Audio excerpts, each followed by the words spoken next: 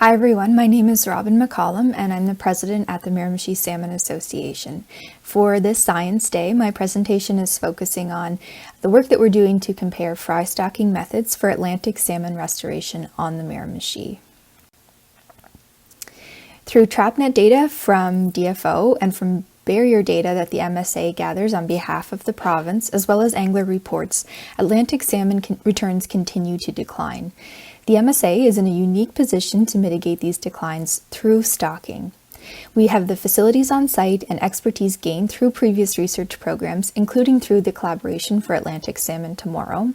And we've been having lots of stocking discussions with various industry stakeholders, rights holders, and community groups over the last number of years. One of our goals is to transition to lower risk DFO approved methods of stocking, in particular first feeding fry. And together with Dr. Tommy Linansari, with past President Mark Hambrook, the MSA has put together a long-term fry stocking plan. Something I want to emphasize is that we feel stocking is only one tool in the toolbox, and the MSA is fortunate enough to have a pretty vast toolbox. So we work on programs including cold water restoration from a number of fronts. We conduct smolt estimates and tracking work. We perform juvenile assessments through electrofishing throughout the Miramichi River watershed. We conduct spawning obstruction management and beaver flow device research programs. We operate 2 barriers at Dungarvan and Northwest Miramichi on behalf of the province. We are a member of the Smallmouth Bass Eradication Working Group focused on Miramichi Lake and a section of the Southwest Miramichi River. And we also work on predator interactions, in particular striped bass on the Miramichi. The Miramichi has a strong history of stocking. It's been happening for over 150 years throughout our watershed. Since 2004, the MSA has stocked nearly 4 million fry at over 950 sites. Our plan is to move ahead with novel and traditional stocking and a strong research component focused on the Dungarvan River, where we can compare these methods and gather more information for future management decisions. Right now, we are looking at comparing methods on the Dungarvan. So we'll be looking at traditional fry stocking from wild broodstock. This is where we find adults in the fall, bring them back to our facility to spawn, and release the adults back to where they were collected from. We take those fertilized eggs, we incubate them over the winter, and then they're released the following spring as first feeding fry. We're also working on a novel fry stocking component from captive reared broodstock. This is where we collect smolts, bring them to our hatchery for 2 to 3 years, about half mature at 2 years for spawning, and the other half take 3 years to mature. So those smolts, as they become adults, we spawn them at our facility, and once again incubate those fertilized eggs at our facility for stocking the following spring as first feeding fry. We'll also be comparing these 2 methods to wild fry production, or WP, that is happening in the background. So once again, with the wild broodstock, our traditional fry stocking component, broodstock are collected annually from the Dungarvan barrier that we operate. They will be cross-fertilized at our facility, and those eggs will be incubated over the winter. The parents will be released back to the water. This looks at the existing practice that the MSA has been using for generations, and we're going to figure out the cost efficacy and the efficiency of this practice. From the captive reared broodstock, or the novel method, approximately 300 smolts have been collected since 2020 from Dungarvan. They are being raised to maturity at MSA, and about half of our group from 2020 will be ready to spawn this fall. And then those fertilized eggs will be incubated over the winter, and the first fry from this treatment will be released in spring 2023. This is a novel approach. It looks at taking off some of the pressure from our wild broodstock adults that we've traditionally relied on, and once again tracking the cost efficacy of this. In both components, whether it's wild broodstock or captive reared broodstock, there will be extensive genetic sampling taking place of the parents, the subsequent smolts. So when those fry are first released in spring 2023, we anticipate within 2 to 3 years, those smolts should be moving through our smolt wheel. We can again take fin clips and track which group each of the smolts originated from, whether it was from our traditional component, the novel component, or from wild fry production in the background.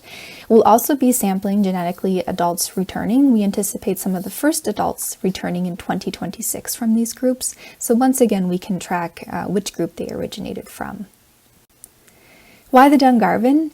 We're looking at mitigating risk, so conducting this experiment in a relatively controlled setting. The Dungarvan will serve as an impact river for a control impact study, and the Renous River will be used as a control river.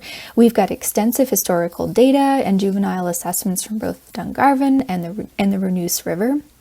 We've also done a lot of work looking into the Dungarvan because we do not want to exceed the carrying capacity that the system can handle.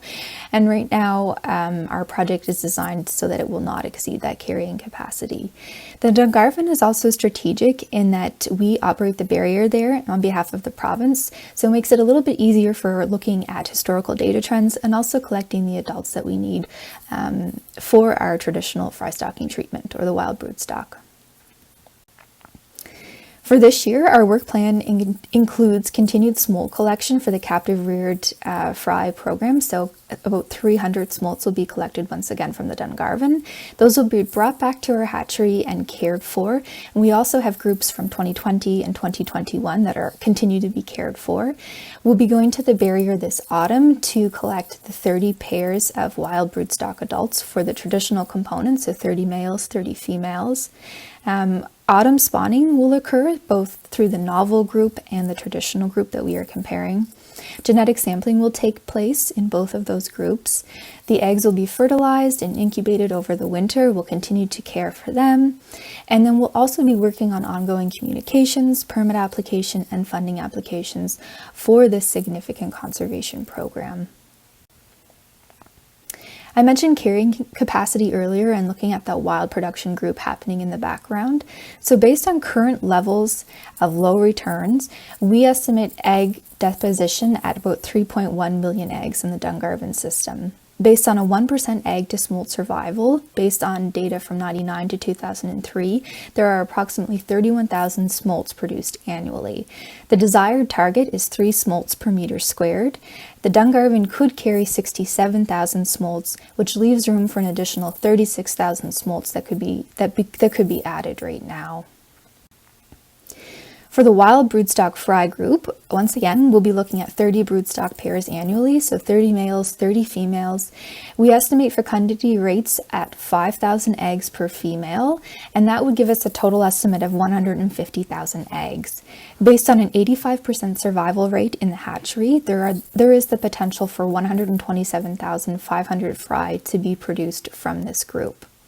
Using a 33% interstage survival estimate, we are looking at 56% 2-year smolts and 44% 3-year smolts, meaning we could produce 7,800 2-year smolts and 2,000 3-year smolts. So again, carrying capacity and making sure that we do not exceed that is really important to this project design. For the captive reared fry group, 300 smolts are collected annually. We estimate 70% survival to adulthood, giving us about 210 adults. Half are expected to be female. We estimate an average fecundity rate of 50 to 50 eggs per female. Using a hatchery survival rate of nearly 60%, we can expect about 324,000 fry from this group. Using a 59% survival rate from egg to first feeding fry, we can expect about 20,000 2-year smolts and 5,000 3-year smolts. For long-term planning, we are committed to tracking at least 5 cohorts, and that is based on the year the spawning adults produce them. So this year will be our first cohort 2022, because this is the first fall that we're spawning both groups for comparison, and that will continue in 23, 24, 25, and 26. Smolt wheel sampling for the smolts that are being developed from the fry will begin in 2025 and will continue for genetic sampling. Our aim is to sample about 1,000 smolts. For adult sampling that will begin in 2026, we'll be doing our adult sampling through the barrier fence, the seining of known pools, and collaboration with anglers, and our goal is to sample 240 adults. For genetic sampling, we'll be using single nucleotide polymorphism, or SNP genetic assessment. This test was developed specifically for Miramichi salmon in collaboration with UNB, Université Laval, and the CAS program. Juveniles are produced by known genetic parentage for the CRF and for the WBF groups. And so genetic sampling is taken through fin clips. So why does this matter? It's the first of its kind study, and there's applicability beyond the Miramichi watershed. We are very open to sharing data and information and results in hopes that if this proves effective and cost effective, that we can share this with other groups and see a benefit elsewhere. We need to understand stocking methods, the cost efficacy and implications, both for right now, but also to be in a stronger position down the road if population declines continue to occur. We want to be better prepared if populations continue to decline, if the stocking policy changes on a federal level, and so on. There's also a potential for reduced reliance on wild broodstock population if we can take the pressure off that sensitive wild adult population and look at a more novel way, such as collecting smolts and spawning them at 2 or 3 years maturity, then that could prove novel for our programs. There's also the potential to mitigate population declines, whether we act now or we're in a stronger position to act years from now. It's a novel research program. It's based on really good experimental design, and we want to add to the body of science out there. It's a low-risk program, so first feeding fry represent a low-risk stocking program, and there's a potential for high return on investment.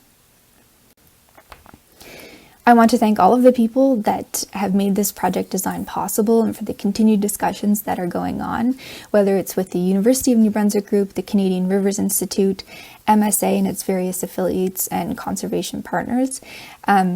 And I do want to mention that our door remains open. That table is open for future discussions. If there's conservation groups, stakeholders, rights holders that would like to be involved in this experiment, we welcome your cooperation, and we're really excited to start gathering results and figure out what kind of a role traditional and novel stocking could play for Miramichi Atlantic salmon.